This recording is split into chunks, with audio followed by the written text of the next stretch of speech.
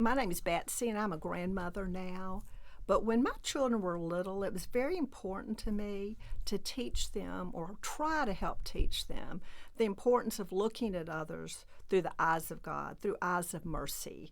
I began to hear them make comments about people and what they looked like, or people that had too many tattoos, and or someone who was dirty on the side of the road or asking for money. And I began to hear a harshness and really an unkindness, and that really, really concerned me.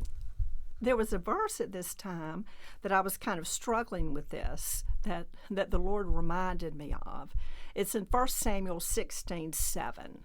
And it says, "Man looks at the outward appearance, but the Lord looks at the heart." And so I began to teach my children this verse. I began to repeat it in the car or anytime the situation arose.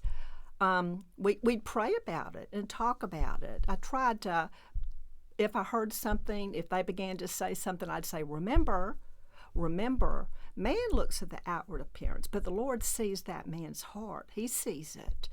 And this is a precious person to him. And it began to grow, and they began, I think, to really hear that. And it affected them, I think, in good ways. And I believe now they are teaching their children these type things.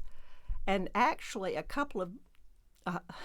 a couple of years ago, 10 or 15 years ago, I said something that was not as kind as I should have been towards something similar. And my daughter looked at me and she said, "Mom, when we were growing up, you taught us that man looks at the outward appearance, but the Lord looks at the heart. Have you forgotten that?" And you know what? She was right. I needed to be reminded. We all do. But that's the verse I use that the Lord gave me His word that I do believe touched the hearts of my children.